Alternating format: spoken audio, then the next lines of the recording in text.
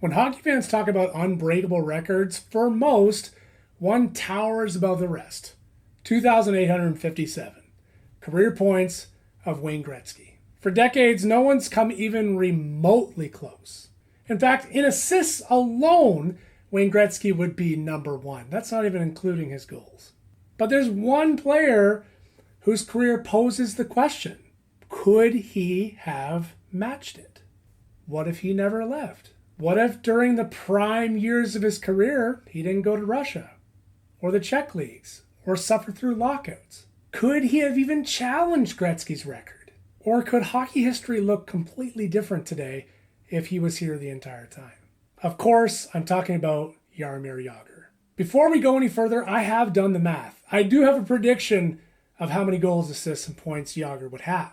But in case people on the internet don't know who Jagr is, don't understand just how good he was, we gotta dive into that first. So we're gonna look at the circumstances surrounding Jagr's departure, what kind of player he still was at that point, and why his absence created one of the greatest what-ifs in hockey history. Before we talk about the years that Jagr missed in the NHL, we gotta talk about something even more remarkable. Jagr's NHL career before he left had already defied logic. Most elite forwards have a clear peak. They dominate in their 20s, they remain productive in their early 30s, and then gradually they decline. Jagr didn't follow that script. He wrote his own entirely. By the mid-2000s, he'd accomplished virtually everything you can accomplish as a hockey player. Stanley Cup, scoring titles, Hart Trophy, and international success that is legendary. An all but guaranteed Hall of Fame career. And if he retired in 2008, like most players would have at that age, no one would have questioned his legacy. Instead, he kept going and going and going. He is maybe the most accomplished hockey player at that age in history.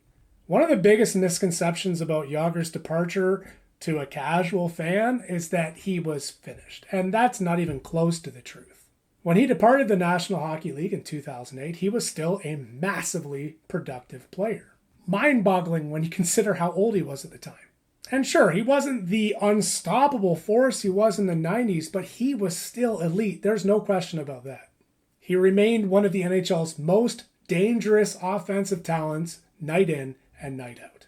The reality is his departure came at one of the most unique times in hockey history.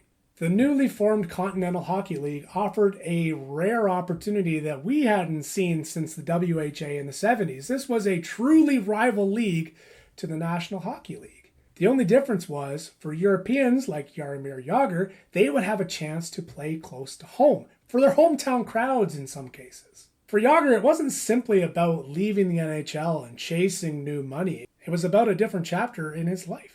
At the time, very few people expected he'd return to the NHL one day. They just assumed he was done with the National Hockey League. And had that happen, this whole conversation would be much simpler than it is. We'd simply say his NHL career ended in 2008, but that's not what happened at all, and that's why this is so fascinating. So after 3 years in the Continental Hockey League, being a massive success, something very unexpected happened. Jaromir Jagr returned to the NHL in 2011. Jagr came back. And not as a ceremonial veteran, not as someone to just sell jerseys. This guy could still play. He wasn't a fourth liner. He wasn't like some power play specialist. He was a legitimate top 6 NHL contributor. Just take a minute to think about how unusual that is. Most players who leave the NHL in their late 30s, they just never return. They retire, maybe they play a couple seasons overseas, and that's it. And if they do return for a shot at glory, it's pretty brief. They play low minutes, maybe they'll score at a low tick, but that wasn't Jagr. At almost 40 years old, with 3 years away from the NHL, in 73 games, Jagr still had 54 points. And he was still playing 16-20 a night, because his successful return to the National Hockey League serves as evidence that he could have scored a lot more had he never left. It shows us that NHL caliber talent never really disappeared. The age regression that catches up with virtually every player in the history of the league didn't seem to catch up with Jagr. He hadn't spent 3 years struggling overseas just being a name on the back of the sweater. He had spent those 3 years continuing to play at an absolutely incredible level in an incredible league. And when he returned, there was no dramatic adjustment period either. There was no shocking decline. There was no realization that time had passed him by, but we're happy to have him anyways. Instead, he looked exactly like what he should look like. Jaromir Jagr, legendary hockey player. One of the greatest players to lace the skates in the history of the game. The strongest argument that Jagr left a ton of points on the table isn't what happened before he left. It's what happened after he returned. Like, think about the timeline here. Again, most NHL players retire before 40, and if you're still playing when you're 40, you're like a fourth liner. But Jagr continued to produce even into his 40s. Every season he continued to play made fans question how would he have done if he never left. He was still so good. Just imagine a player leaving at the top of his game at 36, which is crazy enough to think of. Then he comes back at 39 and he's still so good. That's Jagr. He was still dominant. He was still impossible to take the puck from, and he could still score. And that tells us a ton. It suggests that those missing years weren't just empty years. They weren't years where his skills were starting to vanish. Those 3 years were years in which he would have still dominated the NHL like he never left. The exact totals, they could be debated endlessly, but the broader conclusion that you come to is pretty hard to ignore. That opportunity existed to chase Wayne. What's truly fascinating to me specifically is when Jagr was still in the NHL the first time, nobody was talking about Gretzky's points record. It wasn't even in the realm of discussion. For example, when Ovechkin was chasing Gretzky's goal record, when he crossed 700 goals, people were starting to realize this might actually be possible. And they kept the watch, and it was one of the craziest things I've seen in recent memory, chasing history. It should have been like that for Jagr because the pace he was producing at the age he was and the decline wasn't there. But those discussions just weren't happening. That gap to most fans, rationally, seemed enormous. It seemed impossible to catch. But every season after his return, fans started to question, what would have happened if he never left? Fans started doing the math, analysts started doing the math, former players started doing the math, everybody was doing the math. And people began to realize something pretty historic. Those 3 years in Russia weren't just like a footnote, something to be ignored. They really could have added up to something with Jagr chasing historic greatness. His unparalleled longevity really makes you question, was this possible? Was this achievable? You question one of hockey's alternate universes. What would have happened? Not because everyone knows the exact answer, but you see the opportunity is right there. Virtually any other player in hockey history couldn't create this debate, but Jagr was different. Not only that, but Jagr is still playing today and still scoring points. It's unfathomable. His game just aged beautifully. He never relied on speed. So that thing that would catch up to a lot of fast players didn't catch up to Jagr. He always relied on strength, positioning, vision, hands, and just the inability to have anyone take the puck away from him. His hockey intelligence remains one of the best of all time at his position. And as his skating declined with age, his experience overcompensated for that loss. As younger players skated faster, Jagr played smarter. And that's why he remained so effective years after most players just retire. And that's why hockey fans wonder what might have been. So, the math, the part that you've all been waiting for. Here are the career totals of Jaromir Jagr. He currently ranks 4th in goals with 766, 2nd in points with 1,921, and 4th in games with 1,733. When determining statistics, it's not exactly an exact science. Age, injuries, different teammates, different team schemes, it all adds up to making it not exactly easy to figure out. But we're going to give it a go anyway. So there's a couple seasons where it's pretty obvious what you do. You take the average. In 1994-95, there was a partial lockout. That season in 48 games, Jagr had 32 goals and 70 points. He played every game that year, so the average over 82 games that year, he would have scored 55 goals and 120 points. That means we got to give him an extra 34 games, 23 goals, and 50 points. As a side note, if you didn't know this, during that year, he played 1 game in Germany and he scored 11 points. Fun fact.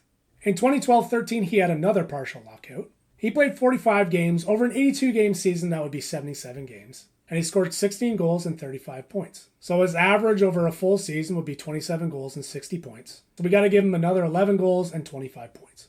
Next, we got to get into the 2004-2005 lockout and the 3 years in the KHL.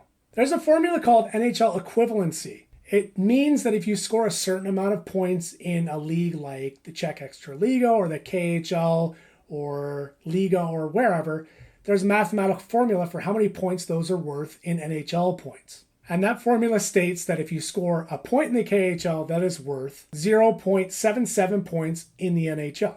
And then we adjust for an 82 game pace. So using that math, Jagr played 49 out of a possible 52 games in the lockout.